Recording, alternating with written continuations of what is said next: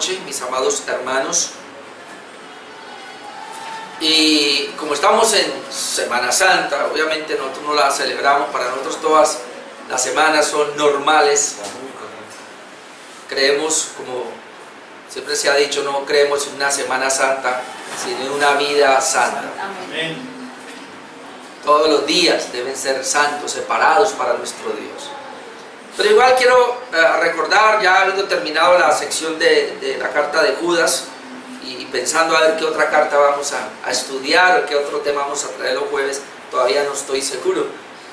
Pero vi la oportunidad de hablar de un tema que, le decía a mi esposa, no lo he predicado, sobre los dos ladrones de la cruz. Y el tema de los dos ladrones de la cruz, paradigma de la humanidad. Y quiero hablar de este tema ya que estamos en esta época donde todos están de alguna manera recordando el sacrificio de la cruz. Los dos ladrones de la cruz. ¿Por qué paradigma de la humanidad? La palabra paradigma significa un ejemplo, significa un modelo o un patrón a seguir. En ese sentido es que yo quiero ver a los dos ladrones como un patrón a seguir o como un modelo que las personas están siguiendo, sépanlo o no.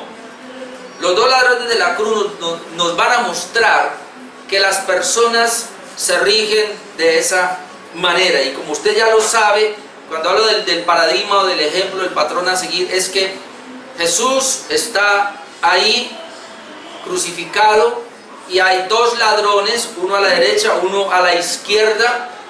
Uno toma la decisión final de creer, que es lo que nosotros hemos hecho. Otros, como el otro ladrón, no deciden creer y se condenan. Y entonces las personas también hacen lo mismo que el otro. Teniendo la oportunidad, teniendo a Jesucristo ahí al lado, uno fue salvo, el otro no fue salvo. Y ese es el modelo que la humanidad ha seguido. Ese es el paradigma que las personas están siguiendo. Y le doy gracias a Dios porque nosotros hemos tomado la opción positiva. No hay un ladrón bueno. Las personas dicen el ladrón bueno. No existe un ladrón bueno. Más bien hablemos del ladrón arrepentido. Y eso es lo que queremos ver. Bien, yo encuentro acá 5 razones de un buen o mal paradigma. Y eso es lo que yo quiero hablar. Estos dos ladrones nos van a mostrar 5 paradigmas a seguir, bien sea positivos o bien sea negativos, así que ahí van a estar. Bueno, lo primero que yo encuentro acá es que los dos ladrones representan a la humanidad caída, en el sentido de que la Biblia registra que todos nosotros somos pecadores, todos nosotros somos maldadosos, y entonces estos dos ladrones, eso es lo que ellos representan. Por su pecado la humanidad siempre ha rechazado a Dios, la humanidad siempre se ha burlado de Dios, y precisamente esto fue lo que hicieron las personas cuando Jesús iba a ser o estaba siendo crucificado. Pero también lo hicieron estos dos ladrones. Vamos a ir a Mateo capítulo 27 versículo 38. Vamos a estar en los evangelios, yendo a los evangelios. Mateo capítulo 27 versículo 38, y voy a leer hasta el 44 para que usted y yo podamos ver qué es lo que estaba pasando acá. Los dos ladrones de la cruz, ¿qué fue lo que ellos hicieron? Mira lo que dice la palabra de Dios en Mateo capítulo 27 versículo 38. Entonces crucificaron con él, es decir, con Jesús, a dos ladrones, ¿ve? Uno a su derecha y el otro a la izquierda. Ahora mire, y los que pasaban le injuriaban, va a ir pensando en esas palabras, le injuriaban, meneando la cabeza como diciendo, no, esto sí pa' que, o sea, más o menos diciendo, tú que derribas el templo y en 3 días lo reedificas, sálvate a ti mismo. Si eres el Hijo de Dios, desciende de la cruz. Se están burlando de Jesús en ese momento, los que pasaban.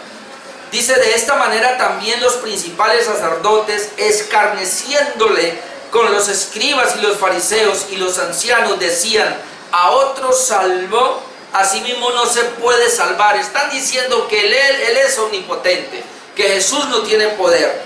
Si es el rey de Israel, están dudando de que él sea el rey de Israel. Desciende ahora de la cruz y creeremos en él. Es decir, Esto es un burlesco a Jesús. Dice versículo 43, confió en Dios, líbrele ahora si le quiere, porque ha dicho, soy hijo de Dios, basándose en el Salmo 22. Y el versículo 44, escuche que esto es importante, lo mismo le injuriaban también los ladrones que estaban crucificados con él. Lo mismo le injuriaban los ladrones. Es decir, más o menos Jesús fue crucificado 3 horas. Dice la Biblia que desde las 9 de la mañana hasta el mediodía estuvo Jesús crucificado. Bueno, estuvo hasta las 3, pero se llevó. Pero hubo 3 horas más o menos donde él estuvo allí en la cruz, desde las 12 mejor hasta las 3 de la tarde. Y en esas 3 horas algo pasó. Lo que vemos acá es que cuando lo crucifican a Jesús, los 2 ladrones, uno a la derecha y uno a la izquierda, estaban en el mismo sentido de los demás, mirando a Jesús, uno así y el otro lo miraba, y estaban igual que la multitud, maldadosa, pecadora, injuriando a Jesús, diciendo cosas contra Jesús, ignorando su poder, ignorando que él era el Mesías, ignorando que él era el rey, todo esto. Y los 2 ladrones también le injuriaban. Es decir, por eso estoy diciendo en mi primer punto, los 2 ladrones en el primer paradigma representan a toda la humanidad caída. Lo representa a usted y me representa a mí antes de la conversión. Y representa al hombre que está sin Cristo, porque eso es lo que ellos están haciendo. Ahora, la Biblia registra que ellos eran ladrones. Los pusieron ahí. Vamos a ir a Lucas, capítulo 23, versículo 32 y 33. 23, Lucas 23, versículo 32 y 33. Dice, llevaban también con él a otros 2, que eran malhechores para ser muertos. Note la expresión, ellos eran malos.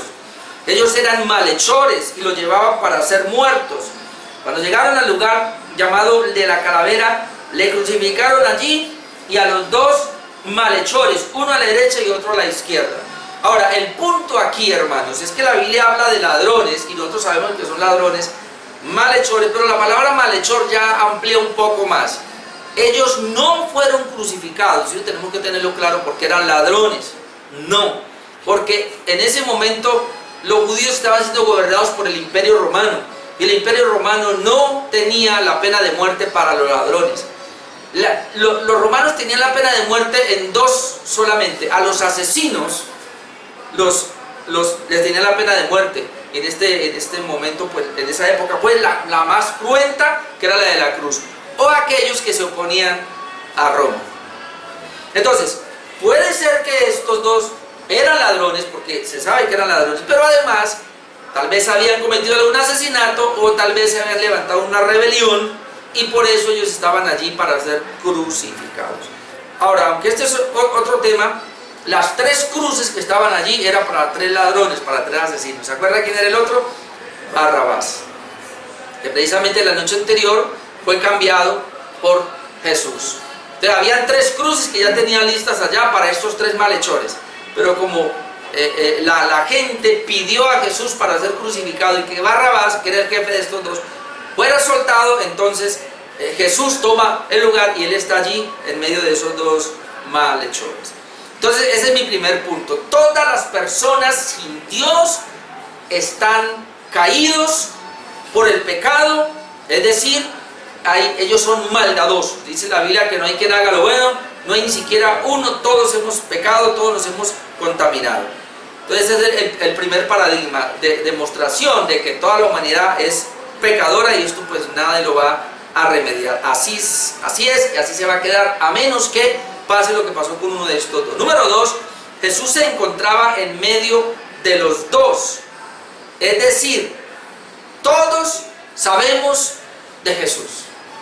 Esta es la otra parte que a mí me impresiona, porque estos dos ladrones, representando a la humanidad entera, quiere decir que tanto el de la derecha como el de la izquierda, que ahora no sabemos quién fue el que se arrepintió. La Biblia dice que uno, no sabemos si fue el de la derecha o el de la izquierda, menciona que uno de los 2, pero ellos están representando a la raza humana, pero también al estar Jesús ahí, de alguna manera, y yo puedo ver eso, me está indicando que ellos tuvieron la oportunidad de conocer a Jesús. Los dos se dieron cuenta quién era Jesús. Y ese es el segundo paradigma que yo puedo ver, que Dios ha permitido que toda la raza humana conozca a Jesús. De alguna manera las personas saben quién es Jesús. El punto es qué vamos a hacer con Jesús. Pero la gente no va a ser ignorante de Jesucristo. De hecho, en esa época fue algo histórico, y hoy, si existe la Semana Santa, y como le llaman, y está en todo el mundo, y se está conmemorando a la muerte de Jesús, esto indica que en todos los rincones las personas de alguna manera saben de Jesús, como estos dos. Ellos se dieron cuenta de Jesús. Ahora, el crucificar, el ponerlo ahí en medio de dos ladrones, como dice Marcos, vamos a ir allá, era con un propósito de que la escritura se cumpliera. Marcos capítulo 15, y esto por eso es bueno ir a todos los evangelios que nos van mostrando. Marcos capítulo 15, versículo 27 y 28 dice así: crucificaron también con él a dos ladrones, uno a su derecha y el otro a su izquierda. Y se cumplió la escritura que dice, y fue contado con los inicuos. Entonces, ¿por qué principalmente Jesús es puesto en la mitad y con dos ladrones? Para que se cumpliese la escritura. Y usted puede ir después allá, no ir ahora, pero Isaías 53:9 o 53:12 dice que él fue muerto al lado de inicuos, al lado de pecadores. Dice que con los pecadores fue en la sepultura. Cuando Jesús estaba allí, él murió al lado de los pecadores. Así estaba escrito, así se cumplió en primera medida. Pero entonces hay algo acá. No importa lo malo que haya sido una persona, el hecho de estar cerca de Jesús, Dios nos está mostrando que todos tenemos la oportunidad de conocer a Jesús. Todos tenemos la oportunidad de arrepentirnos, de creer en Jesús. Es decir, el evangelio ha sido predicado para todos. Este es el segundo paradigma. Entonces, así como Jesús se encontraba en medio de los ladrones, Jesús y su evangelio se encuentra en medio de nosotros. Van 2000 años de mensaje y nosotros seguimos predicando el evangelio. Las personas que están a mi lado no tienen excusa, porque aquí hay una iglesia. Se les ha predicado, se les predicó el evangelio hasta la saciedad. Se les invitó, se les sigue, eventualmente nos seguimos encontrando con personas. Mi esposa me dice, yo sigo encontrándome con personas que estamos cansados de predicarles, les seguimos invitando y nos siguen diciendo que sí, pero nunca vienen. Es decir, son conscientes, ahí está la iglesia al lado, ahí está el creyente al lado, ahí está la familia cristiana al lado, en el trabajo, en el estudio, y son representaciones de Jesús ahí para hablarles de que todavía Dios tiene amor, tiene misericordia y que todavía hay una oportunidad para la salvación. Así que ese sería mi segundo punto. Jesús se encontraba en medio de los dos ladrones, es decir, todos saben de Jesús, y es el otro ejemplo que podemos tomar. Número 3, y venimos pues al meollo de esta parte, y es que el tercer paradigma sería que el ladrón que se arrepiente y cree es ejemplo de los creyentes. El ladrón que se arrepiente y cree es un patrón, es un modelo, o es un ejemplo, lo que es un paradigma de los creyentes. ¿Y por qué? Vamos a ver varias cosas. Ya dijimos nosotros, la conversión de uno de ellos es evidente, y él fue salvo, aunque ya habíamos visto en Lucas 23, 32 al 34, vimos cómo él le injuriaba. Bueno, creo que leí solamente el primer versículo, así que vamos mejor a leerlo todo otra vez. Hasta el 44 mejor. Lucas 23, voy a leer hasta el 44 porque allí vamos a ver la conversión, bien evidente. Obviamente también vamos a ver el rechazo del otro, y luego pues miramos allí. Entonces, el ladrón que se arrepiente y cree es ejemplo para los creyentes. Miren lo que dice Lucas 23. Déjenme, yo lo leo primero y luego hacemos mención. Desde el versículo 32 dice: llevaban también con él a otros dos que eran malhechores para ser muertos.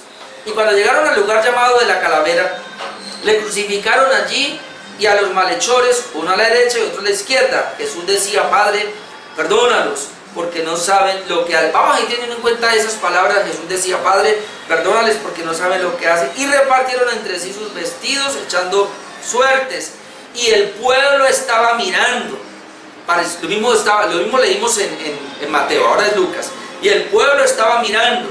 Y aún los gobernantes se burlaban de él. Note que aquí aparecen los gobernantes diciendo: a otro salvó, sálvese a sí mismo. Si este es el Cristo, el escogido de Dios. No te están diciendo: si es el escogido de Dios, si es el Mesías, sálvese a sí mismo. Y usted va a tener en cuenta esas palabras. Luego dice el 36: los soldados también le escarnecían, acercándose y presentándole vinagre, y diciendo: si tú eres el rey de los judíos, sálvate a ti mismo, eres el rey de los judíos. Luego, como si fuera poco, 38, había también sobre él un título escrito con letras griegas y latinas y hebreas. Mire lo que decía: este es el rey de los judíos. Se escribió en griego, en latín y en hebreo. O sea, como quien dice, si usted no sabe todos los idiomas del momento, para que los que estaban, recuerde que es la Pascua, la gran Pascua, donde no solamente los judíos dispersos, los de ahí, sino que otra gente de otras naciones venían a esa Pascua, a celebrar la Pascua. Y es en esa semana de Pascua donde ocurre esto, la muerte de Jesús, y por eso todos pasaron y leyeron ese título: este es el rey de los judíos. Ahora note aquí que este es el punto que vamos a tratar. Y uno de los malhechores que estaban colgados le injuriaba. Note, uno de los malhechores, aquí ya dice uno. Recuerde que, es decir, esta ya es como la segunda o la tercera hora ya. Parece ser que era la segunda, porque dice: y uno de los malhechores que estaba colgado le injuriaba diciendo: igual, si eres el Cristo, sálvate a ti mismo y a nosotros. Escucha ahora, respondiendo el otro, le reprendió diciendo: ni aun tú temes a Dios, estando en la misma condenación.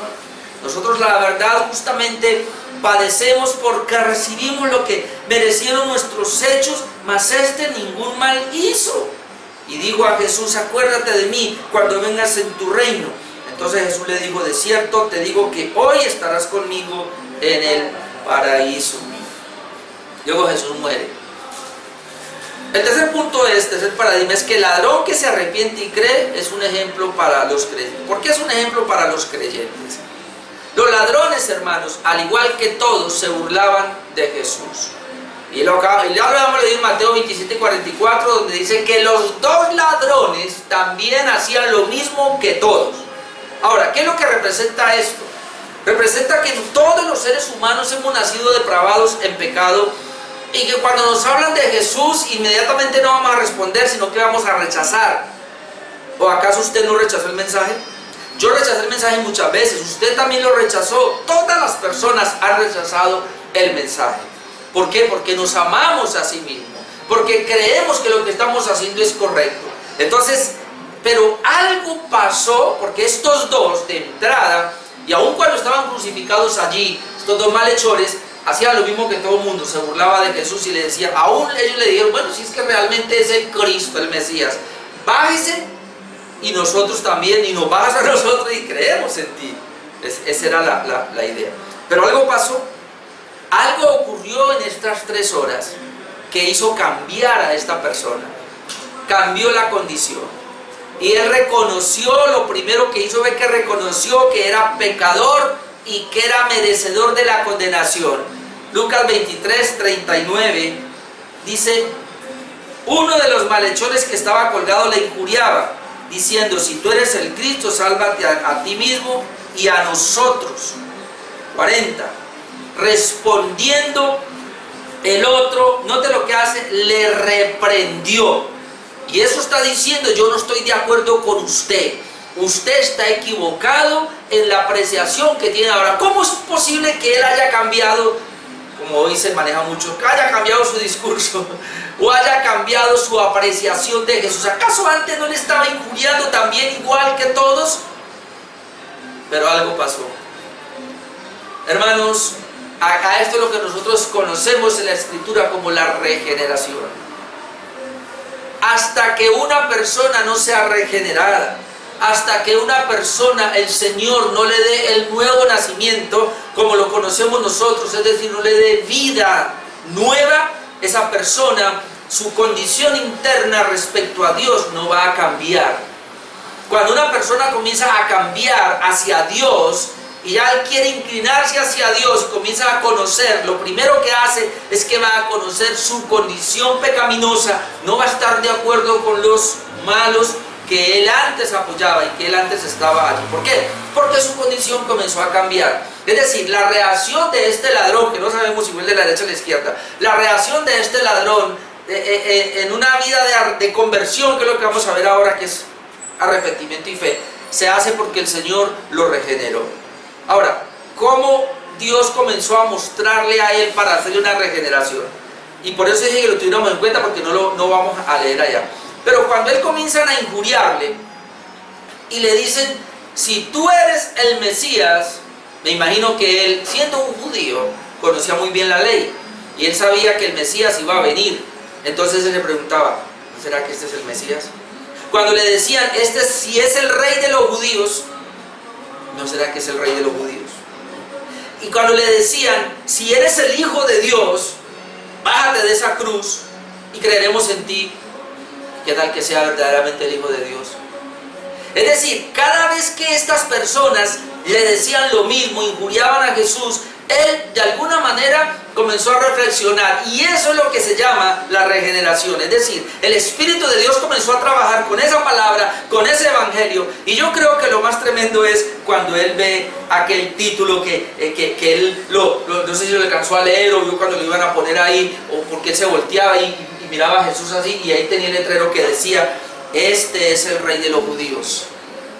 Yo creo que eso lo impactó, y lo leía otra vez, este es el rey de los judíos, y lo leía, y este es el rey de los judíos, hasta que el Espíritu Santo lo convenció. Y cuando él es regenerado, porque hermano, otra vez la Biblia registra solamente cuando el Señor regenera a una persona, le da el nuevo nacimiento, es decir, le da vida espiritual, solamente ahí es que él va a comenzar a apreciar todo lo de Dios, pero a aborrecer lo del hombre. Y miremos la escritura.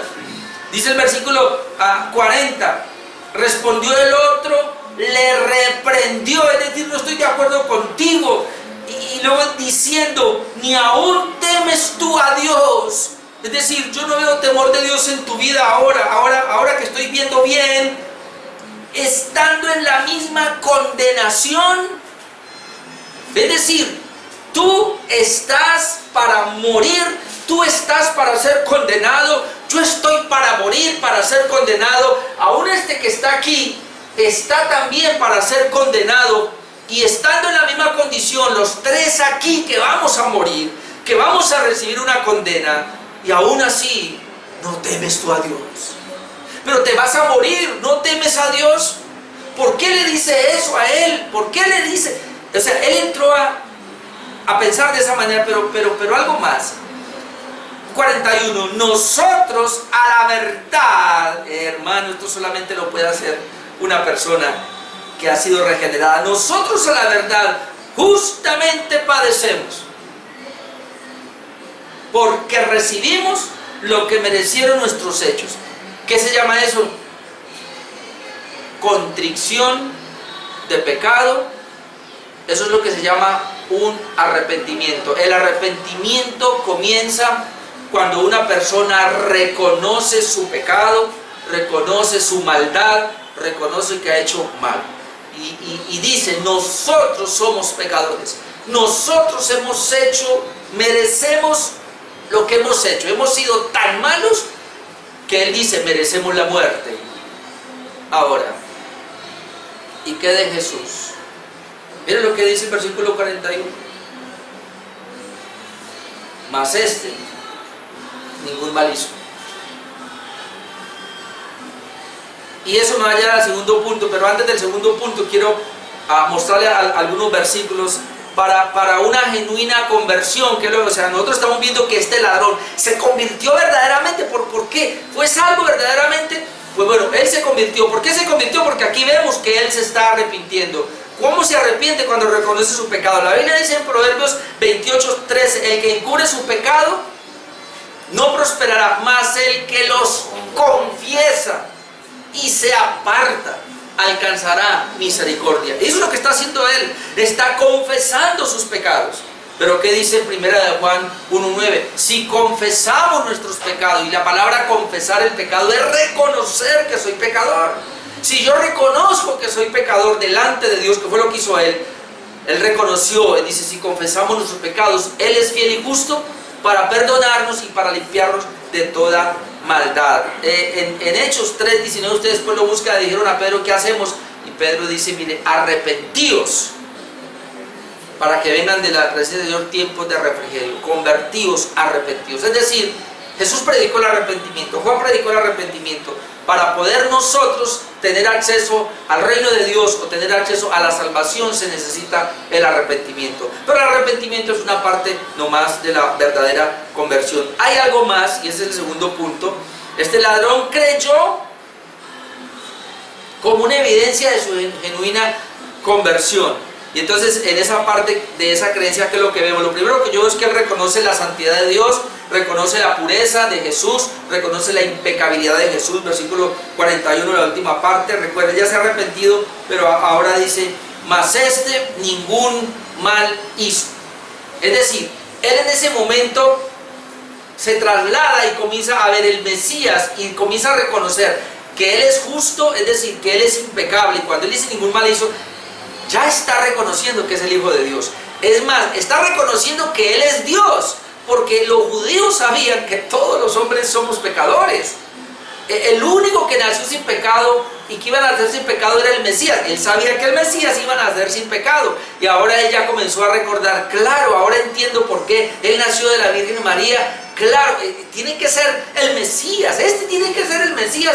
Entonces cuando lo mira dice, Él no cometió pecado. Entonces, eso es muy importante, reconocer la santidad de Jesús. Pero algo más, reconoció que Jesús era el Mesías esperado, Él era el cumplimiento de la promesa. Versículo 42, estamos en Lucas 23, versículo 42, dice, y dijo a Jesús, acuérdate de mí cuando vengas en tu reino. ¿Qué le dice a Jesús? Le dice, Jesús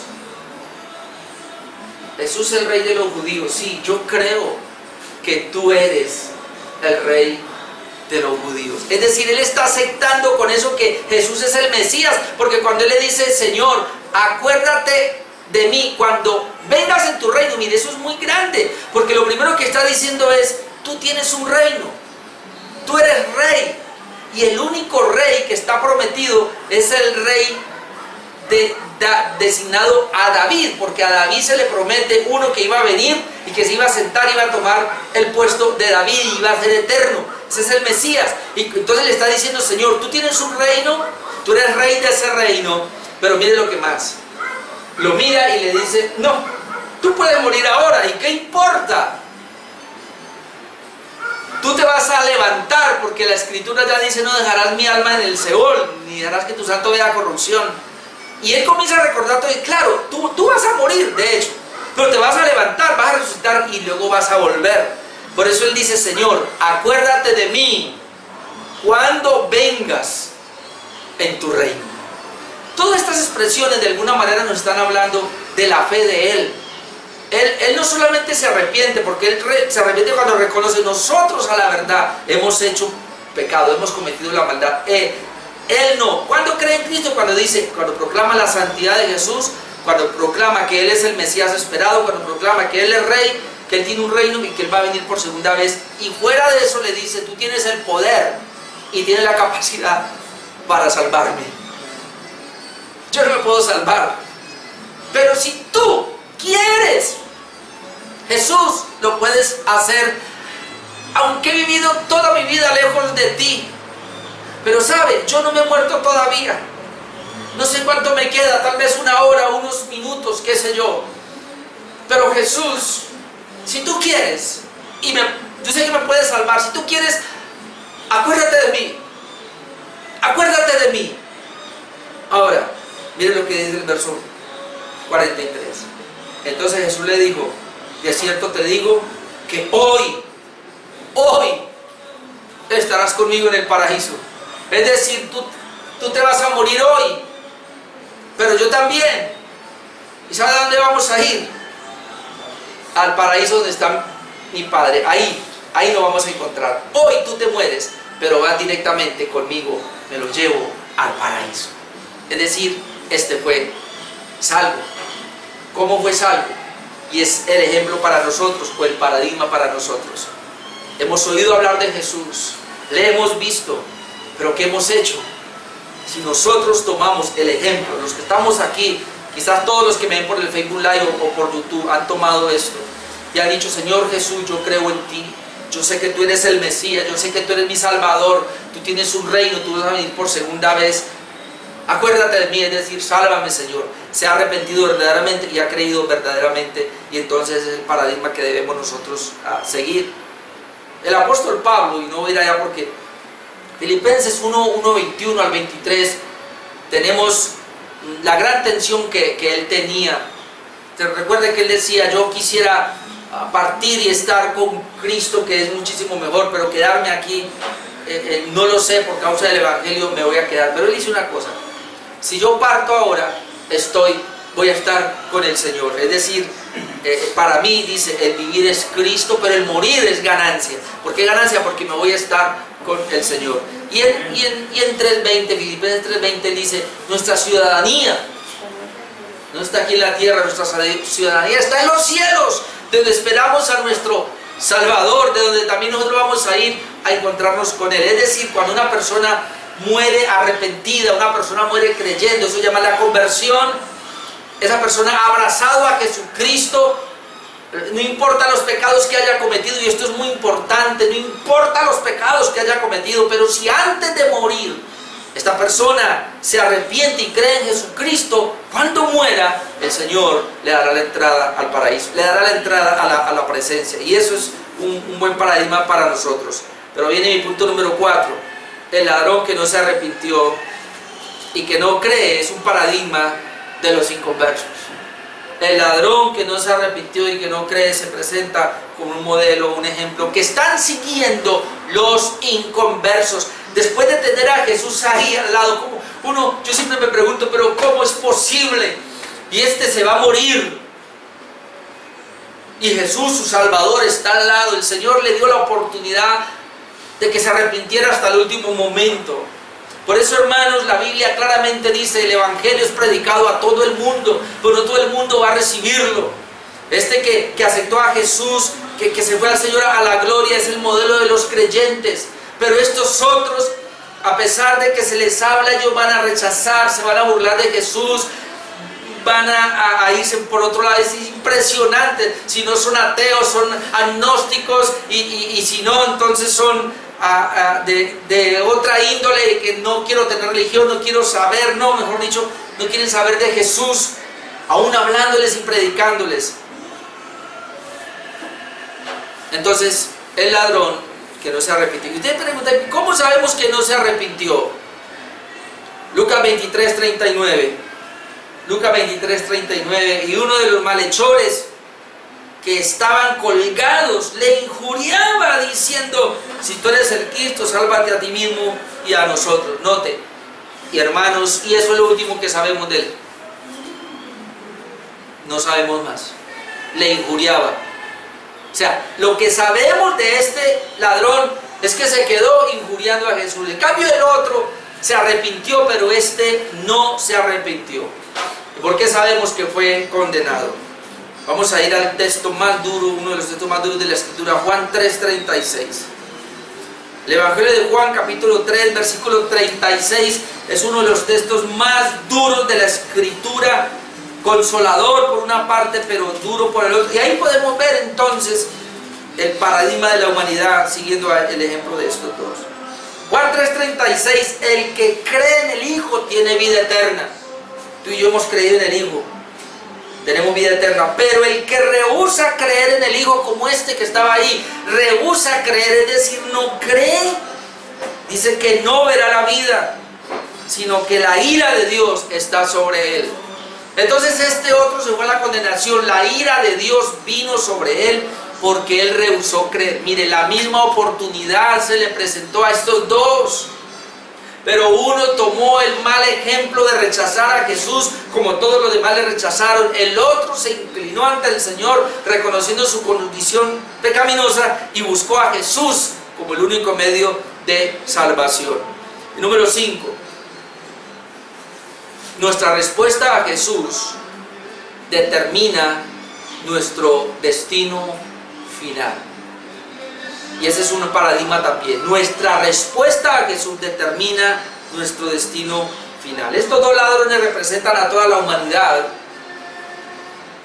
De lo que se hace con Jesús, uno se arrepintió, creyó en Él, como lo hacen algunos, pero el otro no se quiso arrepentir, no quiso creer en Jesús como lo hace la gran mayoría.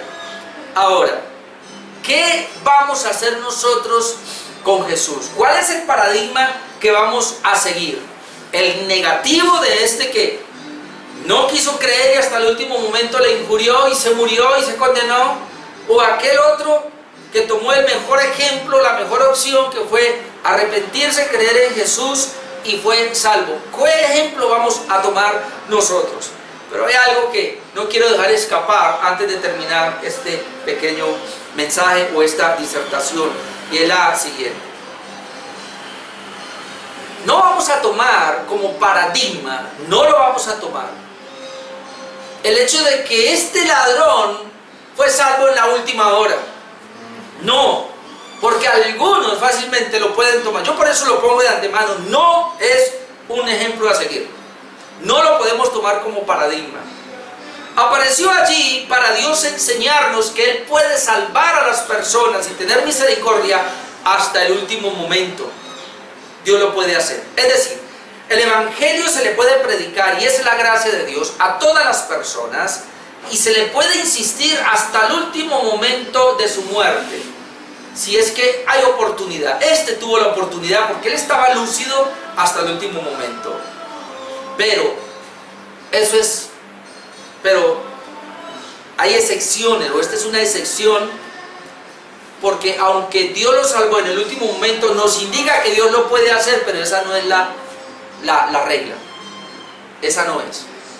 Porque la Biblia registra siempre: hoy es el día de salvación, buscad a Jehová mientras pueda ser hallado, llamad en tanto que esté cercano, no dejes para mañana. La Biblia siempre registra así. Es decir, Dios en su gracia puede salvar a una persona en el último momento y le puede dar la oportunidad, como lo hizo con el ladrón. Por eso tú y yo debemos predicar aún a aquel enfermo o al moribundo. Pero eso no es un paradigma que nosotros debemos pensar, como algunos que han dicho lo siguiente, con su vida lo demuestran: yo tengo toda la vida por delante, todavía no es tiempo para arrepentirme. Sí, yo creo en Jesús, sí, pero más adelante. Y usted lo invita a la iglesia, le predica el evangelio familiar, eso. Más adelante. ¿Por qué? Porque tengo 20 años. Más adelante porque tengo 40. Más adelante porque tengo 50. Más adelante porque tengo 55. Pues Freddy Rincón tenía 55. Y no tuvo oportunidad. La tuvo todo el tiempo, hasta este lunes, 4:45. Porque cuando él se accidenta, pierde totalmente el conocimiento. Y no quiero especular, pero él no venía de una vigilia. Hay muchos que están diciendo: estoy muy joven, espero, eso es para los viejos. Cuando ya llegue de pronto y tenga una enfermedad terminal, o cuando esté en la clínica y vea que ya no hay esperanza, ahí me arrepiento, ahí puede. Sabe que yo, qué pena, hablo personalmente, dudo de esas conversiones. Dios puede salvar a personas, sí, en el último momento, pero yo dudo de esas conversiones. Porque este ladrón en la cruz no es un paradigma en ese sentido. Porque el evangelio es hoy hay que recibir al Señor, es hoy. Dios lo dejó para mostrar. Pero hay otra parábola que dice que el Señor fue a contratar. Contrató en la primera hora, contrató en la tercera, contrató en la novena, y hasta en la última, en la 11. para indicar que obviamente Dios puede salvar. Pero hermanos, la pregunta es, ¿cómo saber si Dios te va a dar esa oportunidad que le dio al ladrón en la cruz? Eso es lo peor que podemos hacer, aplazar nuestra conversión al Señor, nuestro arrepentimiento y nuestra fe, es lo peor que podemos hacer. Pero como cristiano, entonces ya es un cristiano, lo peor que puedes hacer es aplazar tu crecimiento espiritual, tu conocimiento de Dios, tu servicio a Dios. Mañana me consagro, mañana leo la Biblia, mañana le sirvo al Señor, mañana. ¿Qué? ¿Usted sabe cuándo es mañana? Hoy estamos aquí. Y hoy el mundo entero, porque es el mundo entero, llora la muerte de Freddy Rincón. Y uno se imagina, mi esposa decía, pero estaba joven. Sí. Él me llevaba a mí unos mesecitos nomás. Sí, porque ya cumplió 55, todavía yo no lo he cumplido. Pero era de mi misma generación. Y yo pensaba, Señor, ¿cuánta oportunidad tuvo? ¿Cuántas veces tú no le llevaste el mensaje por uno, por otro? Pero él fue reacio. Hoy es el día, la Biblia dice, hoy es el día de salvación, no debemos postergarlo para mañana porque no sabemos el día de mañana. No sabemos. Así que si alguien me está viendo por el Facebook Live y no se ha arrepentido, hoy es el día para que se arrepienta. Aún si hay alguien allí que es cristiano pero está así, hoy es el día para que tome la decisión y diga, Señor, yo ya voy a dejar de ser así, voy a caminar con Dios como es debido, porque no sabemos mañana, no sabemos. El día que Dios decida cuándo nos vamos, estemos listos o no, el Señor nos va a llevar. Mientras tengamos vida, hay oportunidad para la salvación. Por eso, los dos ladrones son paradigmas, son modelos que se pueden seguir. Uno malo y uno bueno. Nosotros, por la gracia de Dios, hemos seguido el bueno, de este que se arrepintió. Pero muchos de nuestros familiares y amigos están por el otro lado. ¿Qué vamos a hacer nosotros? Seguir evangelizándole, seguir insistiéndoles y diciéndoles, Dios le dio la oportunidad. Jesús murió en medio de los ladrones para mostrarle a la humanidad que ahí está el Salvador. Pero ¿qué vamos a hacer con Jesús? Es individual que debemos responder a nuestro Señor. Entonces estos dos ladrones son paradigma para toda la humanidad. Amén. Amén. Vamos a orar y vamos a dar gracias a Dios que nos pudo salvar como a este ladrón que se arrepintió.